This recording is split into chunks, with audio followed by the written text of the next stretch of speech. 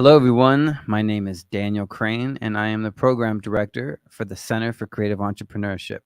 And you are listening to Global Industry Spotlight, a conversational series where we talk with different organizations, artists, businesses about their entrepreneurship journey. We are streaming live out of the Comcast Business Startup Studio, a space designed for the creative community located at 2112, Chicago's first music, film, and tech incubator. Upcoming, we have a very exciting event happening next Tuesday. It's the second edition of our professional development music series, The Music Bloom. Will be held Tuesday, August 29th from 7 p.m. to 9 p.m. at Chess Live in the Bridgeport Pilsen area. We created this series of events with our community of musicians in mind to learn about the music industry and how to navigate it better. Join us to discuss record labels, press, and booking, and get access to the Making Money with Music online course. Visit cceglobal.org to learn more and register. Today, this global industry spotlight is on Jaime Garza, musician, producer, and cultural promoter in Chicago.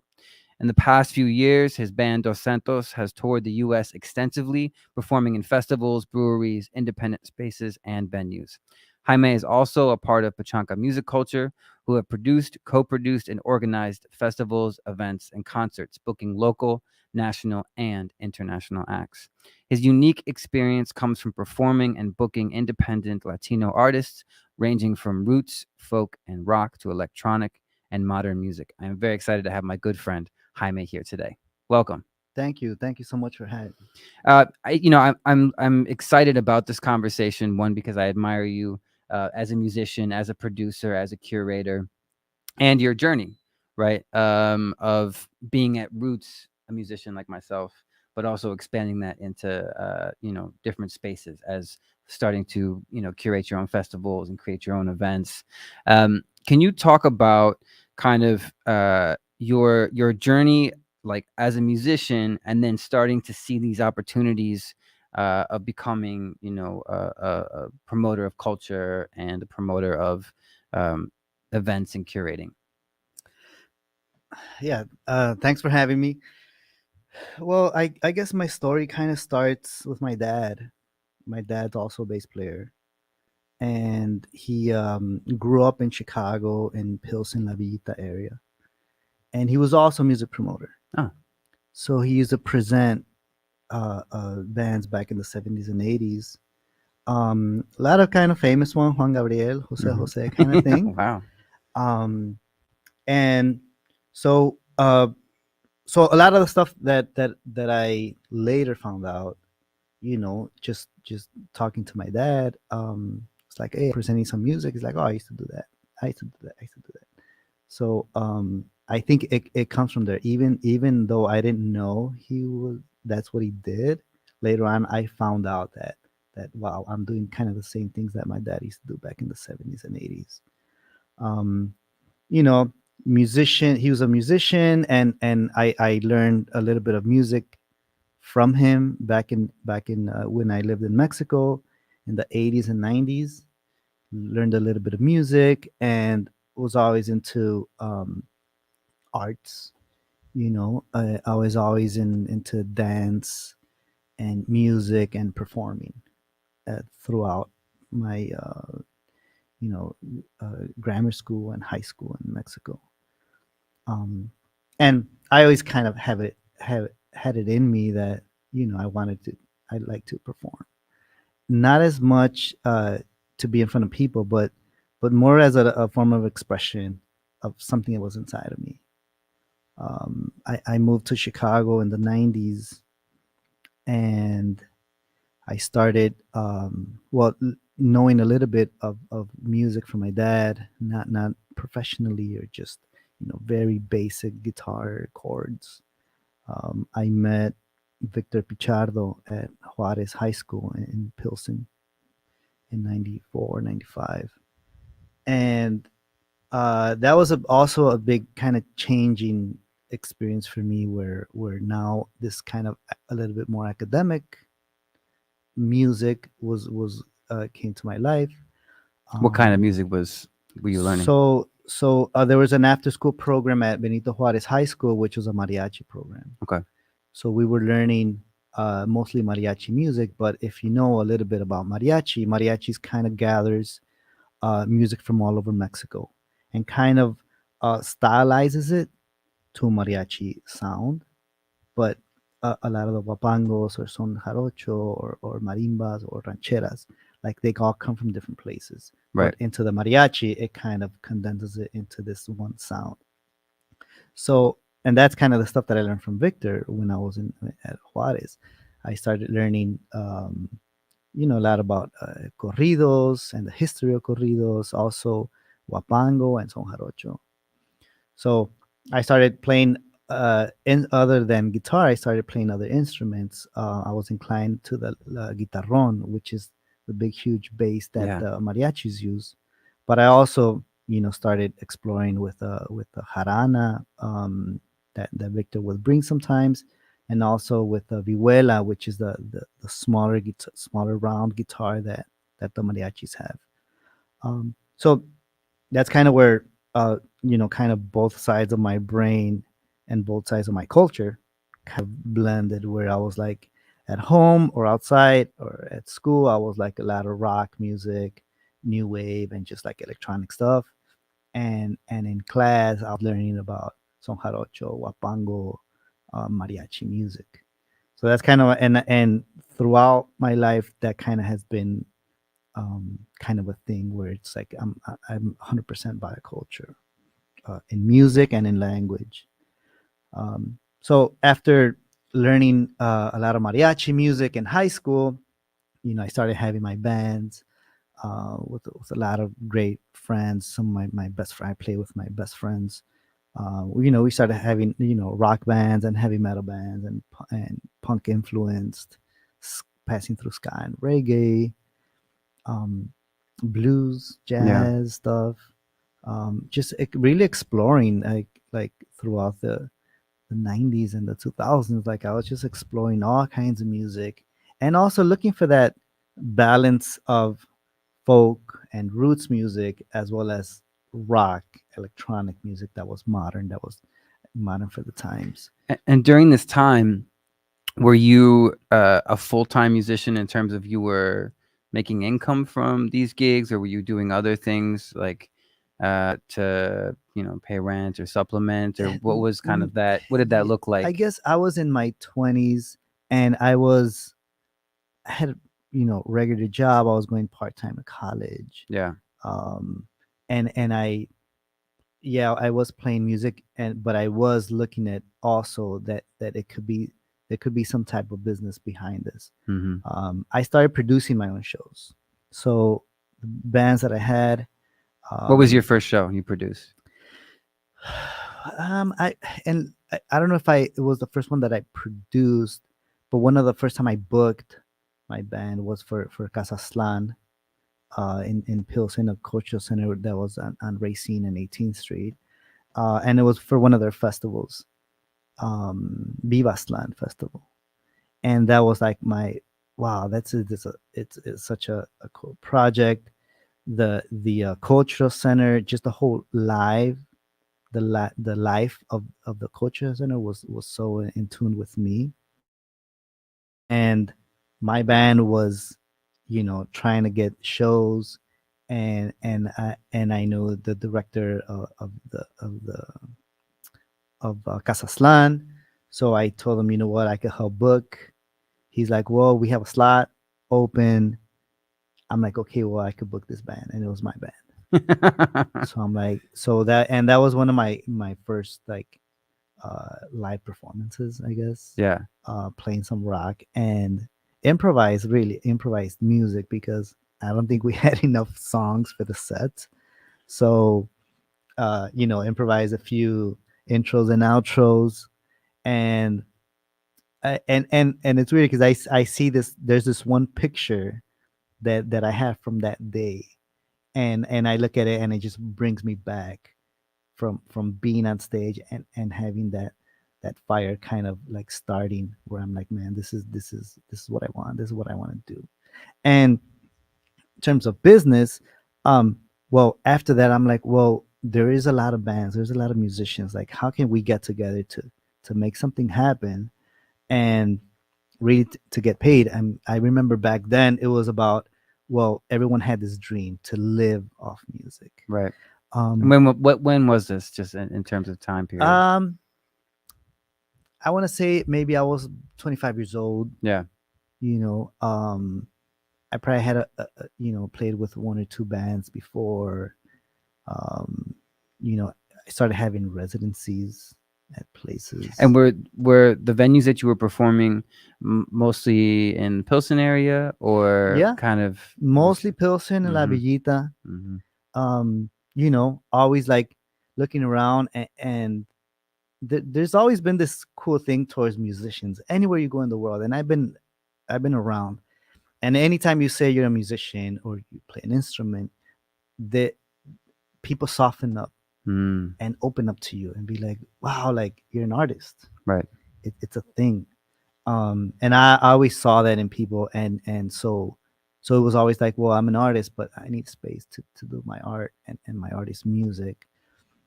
How can we bring this music here, make some people dance, and get compensated at the same time. So it was always I guess a very light negotiation of Mm, how, how can I benefit you and you benefit me. And still to date, it's always like looking out for both sides.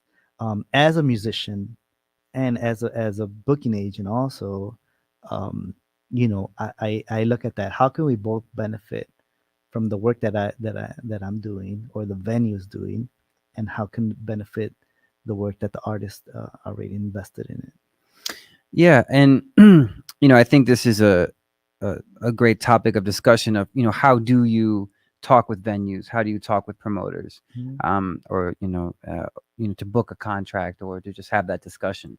And what you're talking about in terms of those like soft skills of talking with people is building a community right around your music and people that are into what you're doing, and then also figuring out, okay, how do we make this work for both of us? Mhm. Go ahead, you were about to say Oh, something. yeah. I mean, it's always. I always tell people, it's not all about you, Right. right? But don't forget about you. It's always about working together to accomplish something. So, yeah, you kind of need that, you know, until I guess until recently, it's like, okay, about the community, how we create community. I mean, um, I've always had a community around me, and a lot of people support the music that I've done. And I've had so many stories where I could tell you, like, how much support I've had from my family, from my friends, from my teachers, um, and you know how do you get that from all the support to actually paying rent or buying better instruments. Right.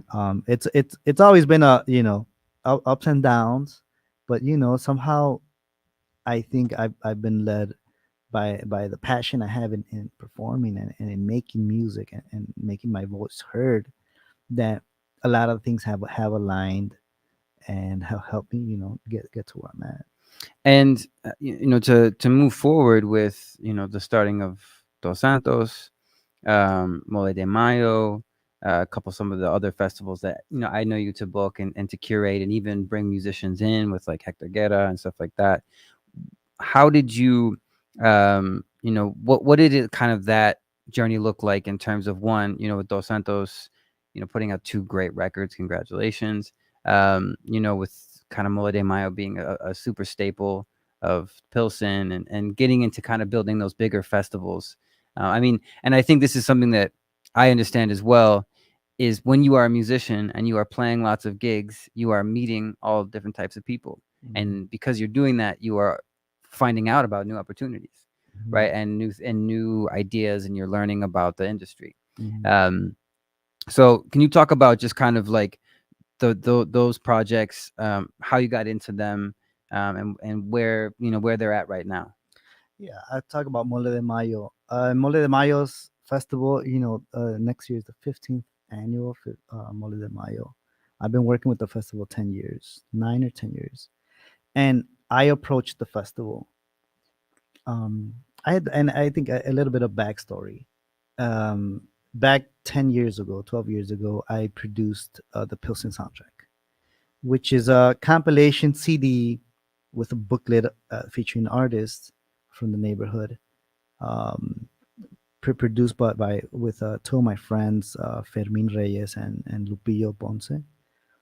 We got together to produce the Pilsen soundtrack, and looking to how to fund it, I approached ESDC, which produces Mole de Mayo. I approached ESDC and I was like, I'm doing this project for the neighborhood. It's honoring the music, the musicians, the artists. Is there any way you guys could support the project? And back then, Hector Saldaña was the executive director of ESDC. Can you say what ESDC is first? Yeah, Yeah, what is it? it's Just to tell our audience. 18th Street Yeah. Development Corporation, but it recently changed to Economic Strategies Development Corporation. And I know because I'm a staff member now, but we'll get to that. Yeah. So I told Hector, can the organization support these artists that I'm helping produce this CD and recording and artists? He's like, you know what? We don't have those kind of funds, but we do this one small festival called Mole de Mayo. Um, and we have a stage. We usually have a mariachi, but I mean, can you do something there? And I'm like, you know what? That's a great opportunity for us to showcase the Pilsen soundtrack artists on the Mole de Mayo stage. That's awesome. Most of the musicians are from Pilsen, very artistic neighborhood. Um, he's like, you know what? That's a great idea. I'll give you my small budget that I have to support the Pilsen soundtrack, and you put some live music on the stage. And so that's exactly what happened. I called over people that had participated in the Pilsen soundtrack. They performed. We got a little bit of funds to print CDs and to print the booklets. Um, and so that was my first Mole de Mayo. The next year, he reached out again, and actually, I think it was another executive director saying, "Hey, you helped out Mole de Mayo last year. Can you help me out?" Because it was a different executive director, Adrian Soto. So I'm like, yeah, this is what I did. I'm also a graphic designer, so I could help you create an image for the festival. I could help you do the booking for the music. And he's like, well, how is it gonna work?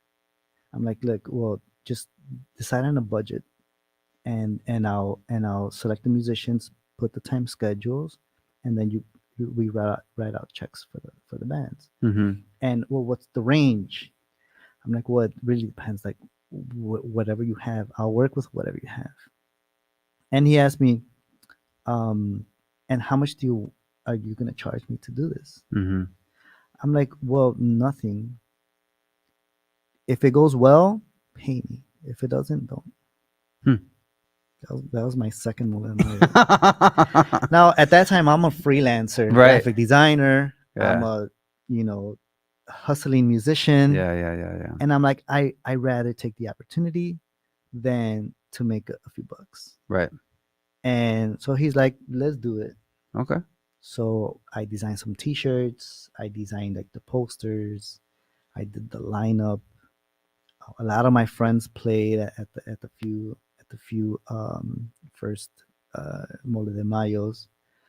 People got paid.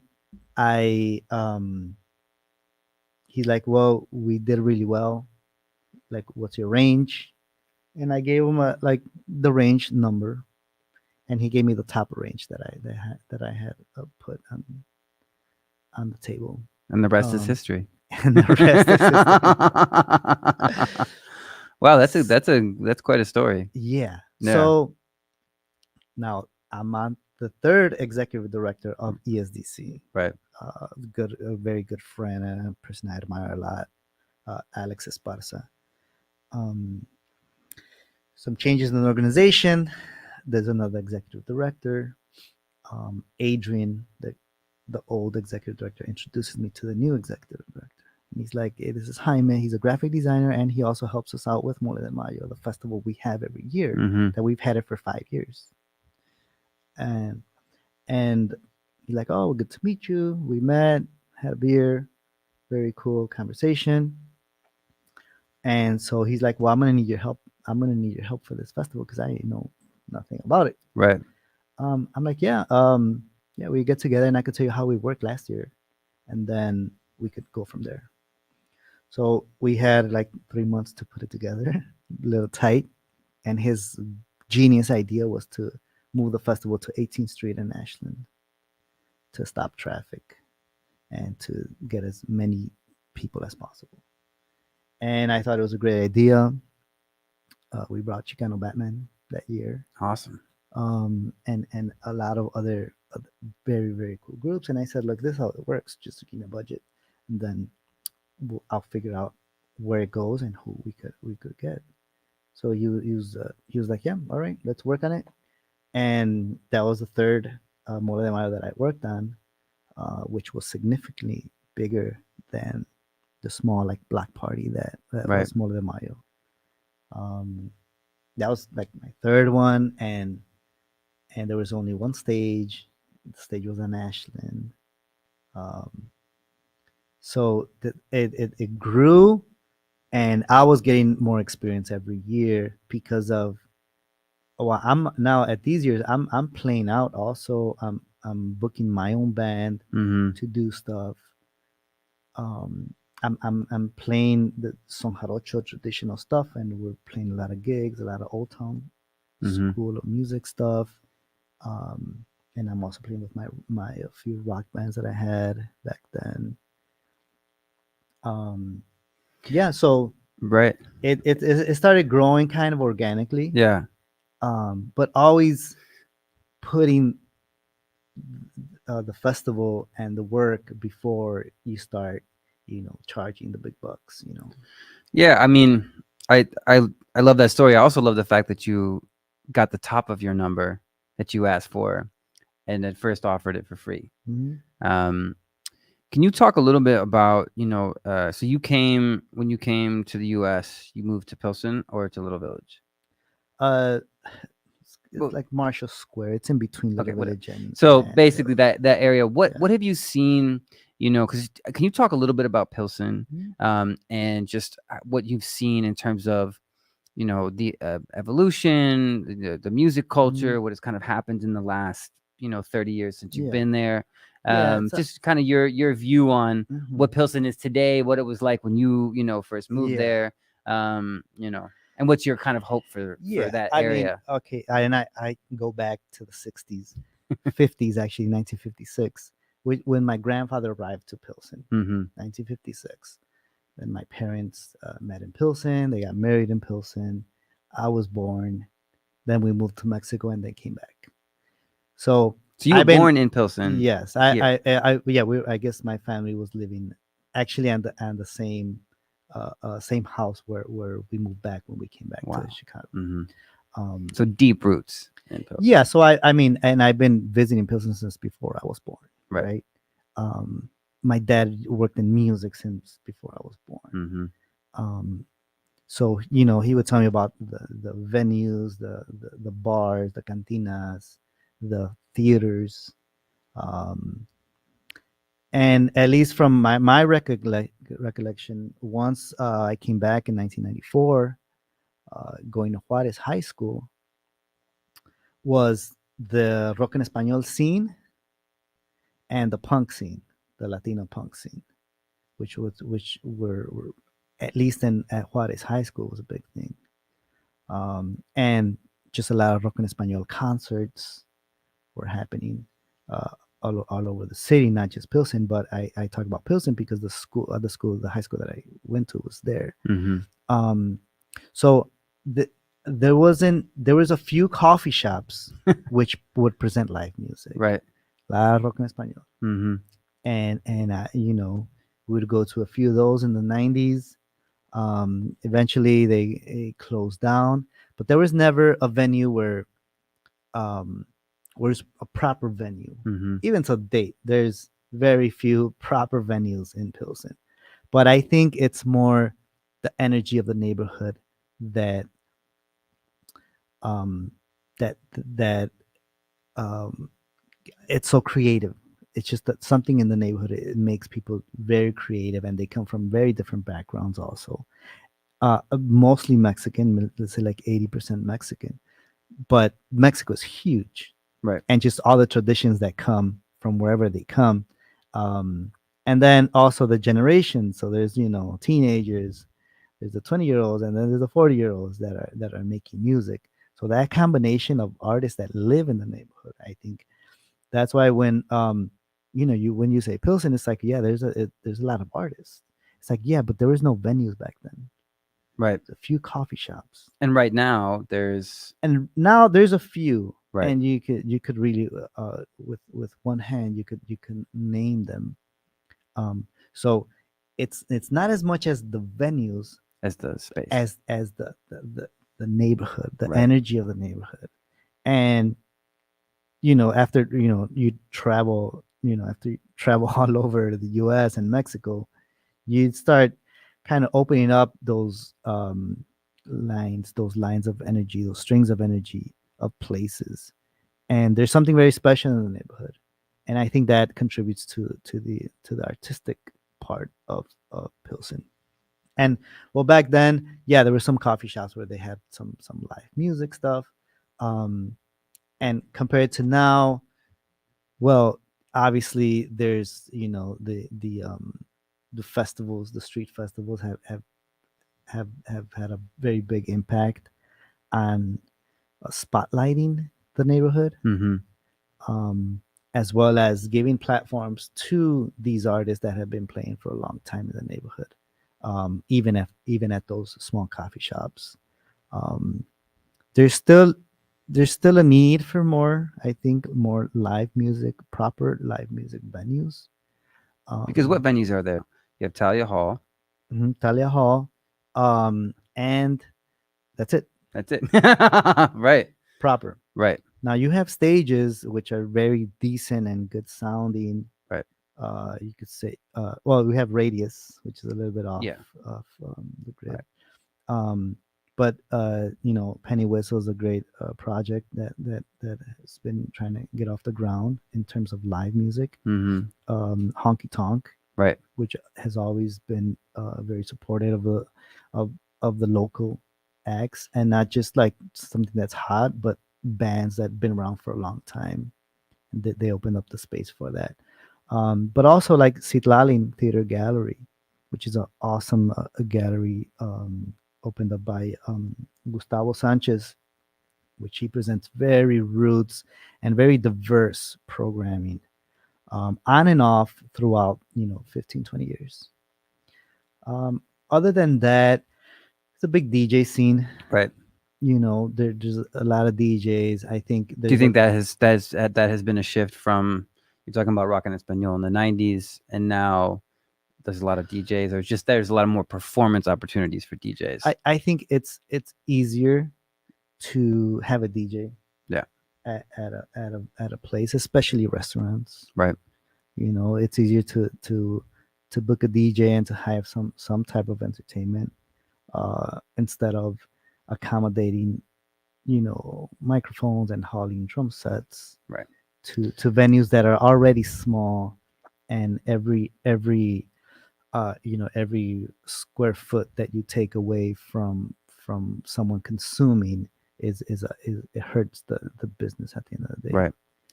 And so to shift now to you as the band member for Dos Santos, I'd love for your perspective on, that group has had a lot of success.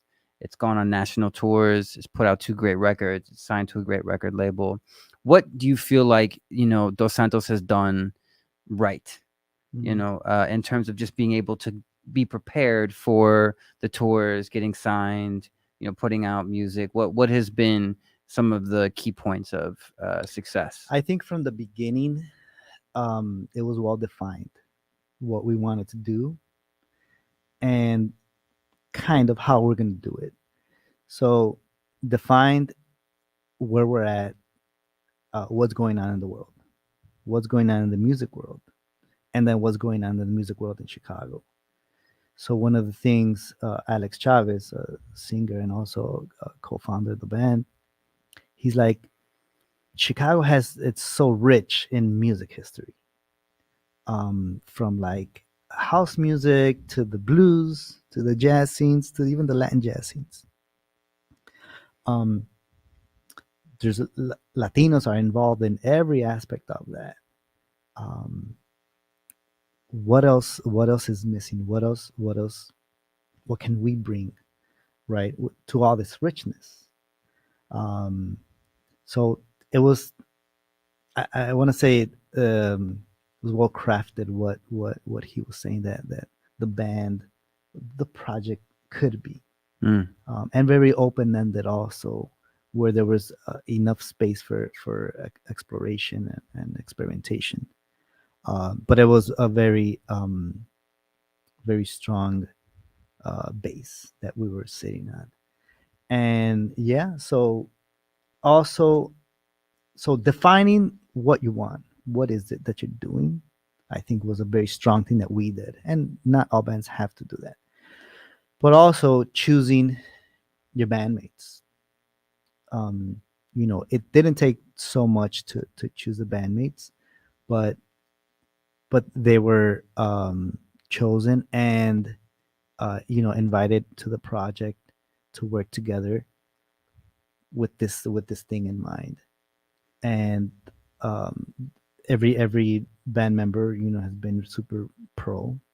It's not like no one has ever been late to rehearsal, Right. and if so, 10 minutes or 15, but that's about it. Mm-hmm. um those kind of small little things. you know it's a respectful thing, right? We have a lot of respect and love for our brothers in the band, and I think having a strong core and a lot of respect for the band members, I think that's where you have space to grow. um and I have been in so many different bands throughout, you know 25 years. And some of the few things that I've seen that make bands don't work is the lack of respect. Mm. And that could be seen as being late, or as not knowing your part, or not being 100% there. So those are, and I feel, well, those are pretty simple things Yeah. that really anyone could And bring. that prepares you for opportunities if Yeah. you're. Now every band member has experience with a whole bunch of other Right. projects. Some been on world tours, some been on national tours, some been working with great big huge artists. Some been working a lot at like smaller singer songwriter circles. Mm-hmm. Some meditate. Some So that whole thing, when we bring it together, it just works. Right. um and just solid steps throughout, well thought of steps, right? Usually things take a year. It's so, you want things to be faster, but really slow cooking Mm-hmm. is the way to do things. And every step we take, we try to be well informed, and have everyone in the band bought into the idea. There's no decisions that are made just by one person. Everything is a collective, and I think that also creates stronger moves in terms of either recording, in terms of writing music, in terms of signing contracts with like record labels. Yeah, let's talk about that. So Or you guys Mhm. signing with International Anthem. How did that come about? What was the process? Um, So, I mean, just really like in networking events, and just like friends playing with other friends. A lot of the jazz guys, and we knew each other from Daniel and mm-hmm. Scotty. Scotty's the lead at International Anthem. So Daniel had met him, years before, and just talking like, yeah, I got a record label. It's like, oh, well, I got a band. like, oh, cool. So, Scotty came out to see us a few times, Mm-hmm. and we had already recorded our first independent album, and then we recorded a second one, um, and it was out on another record label called Electric Cowbell Yeah. out in Washington. Right. It's an EP. It came out on CD and digital. Um, so once we started planning for the new record, we started talking. We started seeing like, well, you know what? Working with a record label is saves us a lot of the like work, a lot of the like outreach work, Mm-hmm. which we're not experts in. So who's an expert in that? Record labels. Record labels have an outreach that a band, an independent band, is hard to have. Right.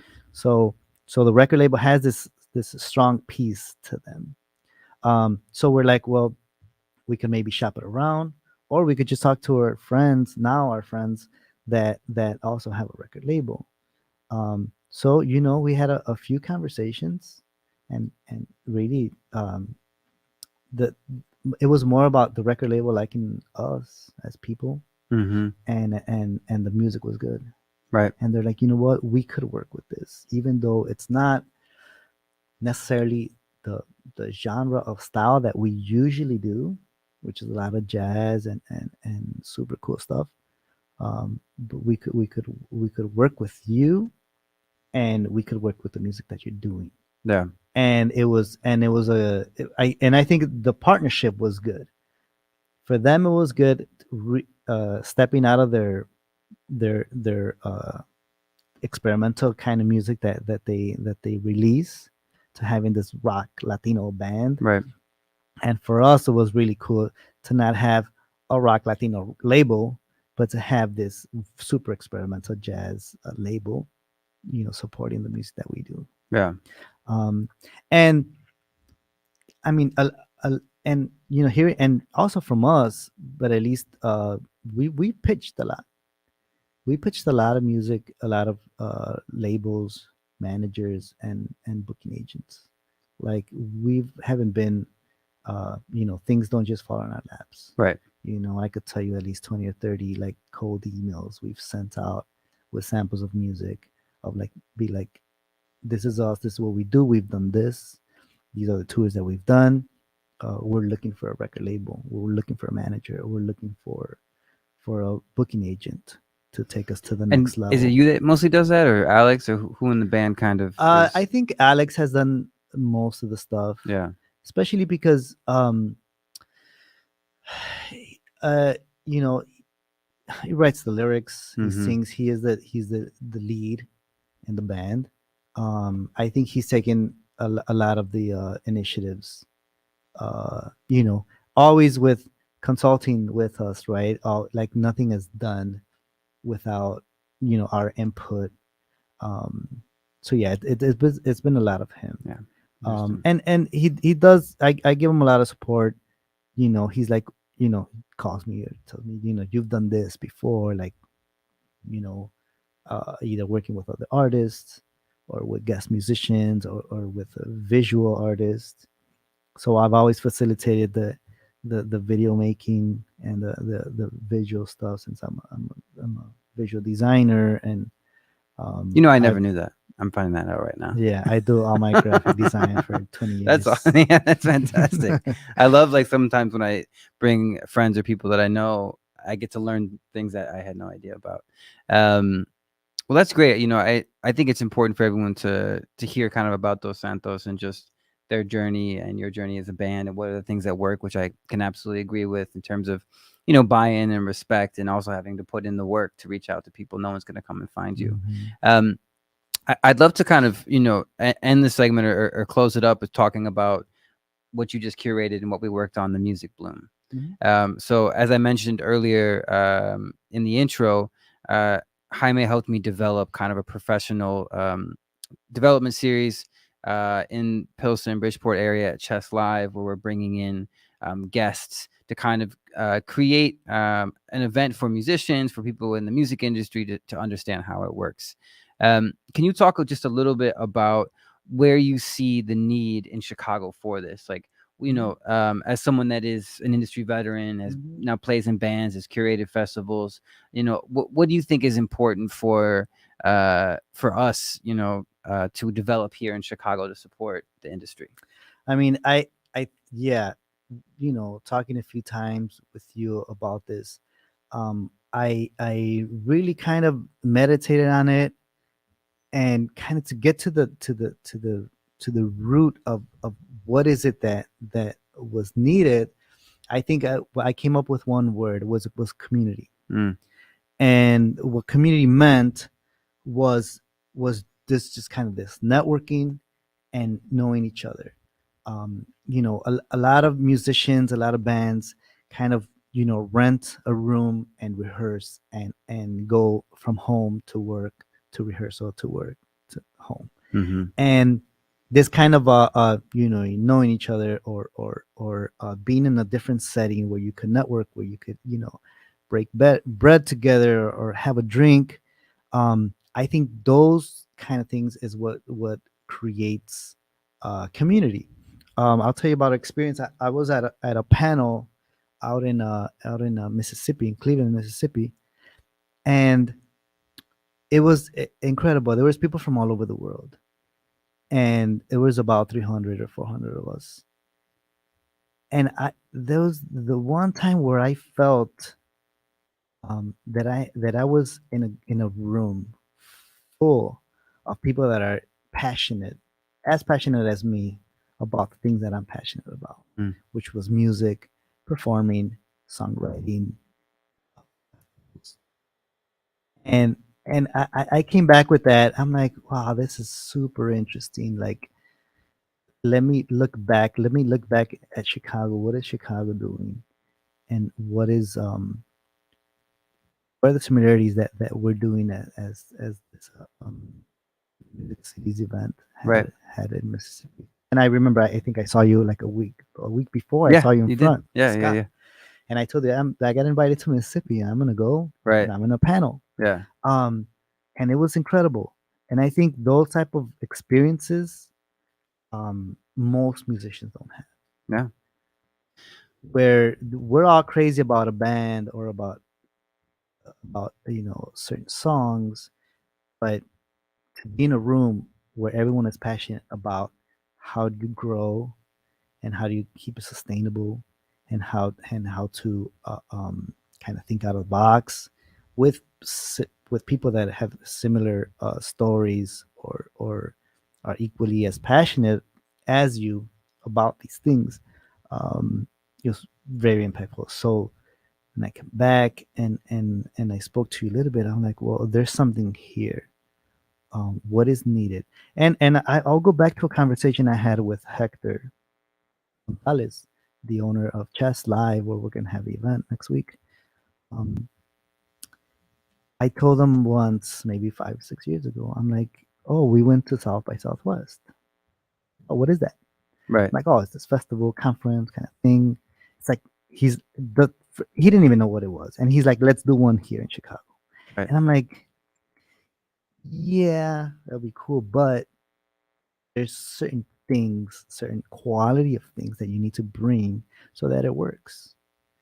Quality in terms of other organizers, or record labels, or press people, or people that do bookings. Um, he's like, yeah, we know people, we could fill the room. I'm like, yeah, and we need to fill the room with people that are as passionate as us about these things. hmm Um, so that was 5 6 years ago. Right. Come back, was it a few months ago, Yeah. Probably or about. last year? Yeah. Basically, we started the music advisory group in February of Hmm. this year. So, speaking on, when thanks for inviting me to that, I was like, well, South by Southwest theme, where it's a showcase, but it's also a networking, but it's also a conference, and a panel discussion with the Mississippi thing that I was thinking, the community. Right. Yeah. I think it's interesting to South by Southwest, Austin is a smaller city and it's more centralized in Chicago. So they have like the live, like you're saying, like the live music venues to house so many different types of Mhm. shows. In terms of having a South by Southwest here would be interesting, or a version of that, or whatever, a Chicago version of what the location would be. That's what I always think about, is like where would be a central space, because Chicago's such a large city. And I think this is something that we're addressing in the music advisory group, and that's why I have you on the board, is how do you bring people together, with the industry being so siloed and segregated in a lot of ways. Um, you know, kind of what are the Mhm. type of events that aren't even city led, right? Yeah. City supported, Yeah. but a lot of what happens is you have these great programs and then they go away, right? So is there kind of a staple, like a larger type of event that we could put together, um, And that would help? yeah, and I think, I mean, Chicago can do its own thing. I guess we mentioned South by Southwest because we've been in, and we could just kind of picture it, but it doesn't have to look anything like it. Right, it's interesting. It doesn't have to follow anything that they're doing over there. We need to be true to ourselves. You know, trust trust the city, trust the artist community, um, and let also them tell us where we should go, right? With that idea. The idea is to strengthen the music scene in Chicago, and I Right. think there's just a lot of people behind that.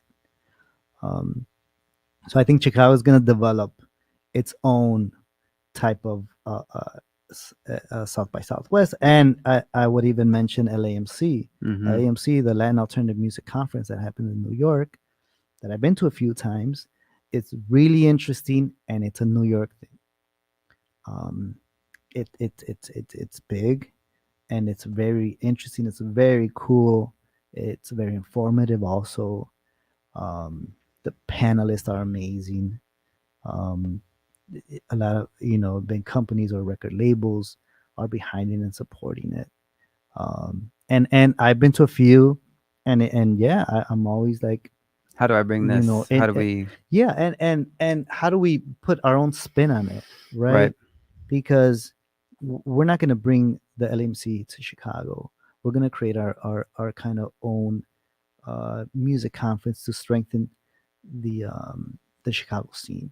And I think by us showing up at LAMC, by us showing up at South by Southwest, by us showing up at WOMED, you know, you go there, but you're not representing just yourself. You're representing a whole big, huge community of artists and musicians that are from Chicago. I love that. Well, Jaime, it's been really, I mean, you and I could talk about we could be here for a couple hours. But just final questions, as you have had a really successful career and done lots of different things, how do you deal with fear, or doubt, having to explore new spaces? Well, I think I go a lot by my gut feeling. I trust my gut. When things feel right, I follow through. And even when it's challenging, I always try to push. And my bandmates will also tell you that about me, where I feel that the energy is low or there's uncertainty. I'm the one being like, okay, I think we can make this work, and let's push through it, and always uh, try to come up with solutions for stuff. And I'm quick to actionable things, Right. right? Actionable things where let's just move this piece around, or let's propose this, or let's take action right now. I think fear comes when you're not working, when you have too much time to think. I love that. It's so true, though. So try Right. not to try not to have Don't some think. don't have free time. Right.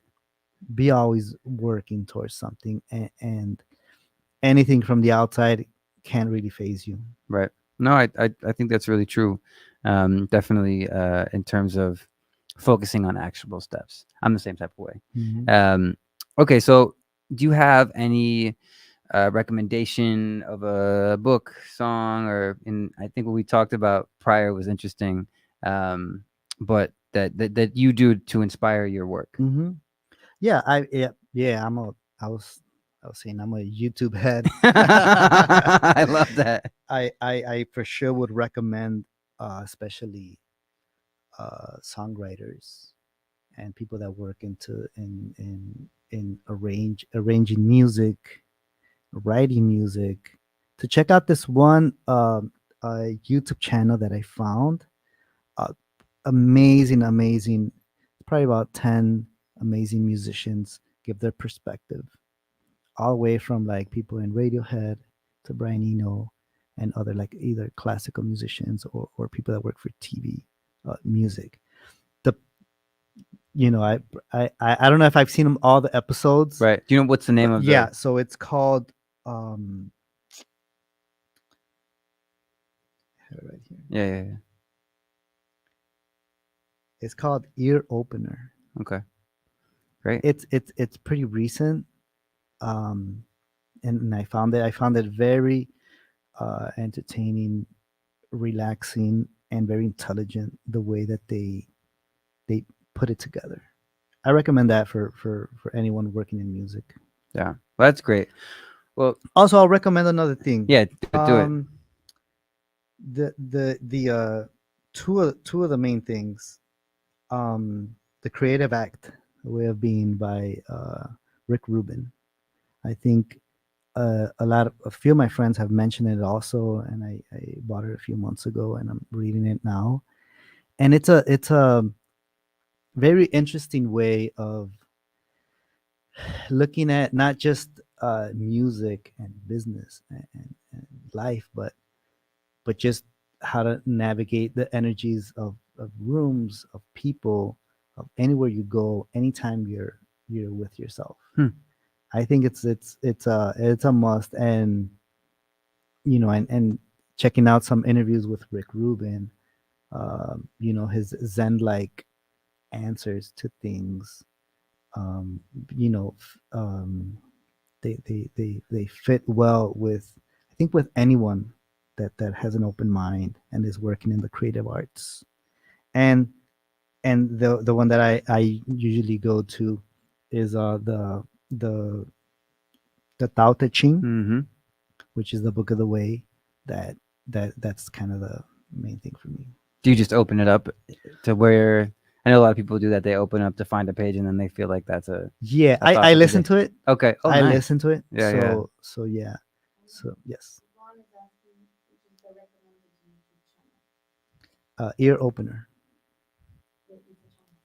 Yes, it's a channel. Great. Well, fantastic. Well, I think we're gonna start Chicago's version of South by Southwest LAMC. And I have a name for it, but You do? Is it gonna be a public name, or should it be in secret, off air? yeah, I think we'll release the name with logo and kind of a whole thing behind it. Yeah, that's fantastic. I love that. Well, if you don't know Jaime, you should know who he is. He's an important, cultural kind of staple of Chicago, and incredible musician, promoter, curator, and good friend, which I'm happy to call him a good friend. Um, Again, my name is Daniel Crane. I'm the program director for the Center for Creative Entrepreneurship, and you have been listening to Global Industry Spotlight, a conversational series focused on talking with incredible creative entrepreneurs and musicians and artists and organizations and businesses who are building things in the creative industries. We are streaming live out of the Comcast Business Startup Studio here in 2112, Chicago's first music, film, and tech incubator. Again, reminder that we have our big event coming up this Tuesday, the Music Bloom, August 29th at Chess Live. Go to cceglobal.org to check it out. We have some incredible guests. It's going to be a really fun event. It's going to be educational. And as we talked about in this program, a great way to network and learn about the music industry. Please tune in next week. We'll be talking with Brent from Jam Around, a new music tech company out of New Orleans. Wishing everyone a wonderful rest of their week. Thanks again to Jaime Garza for joining us, and we'll speak with you soon. Take care.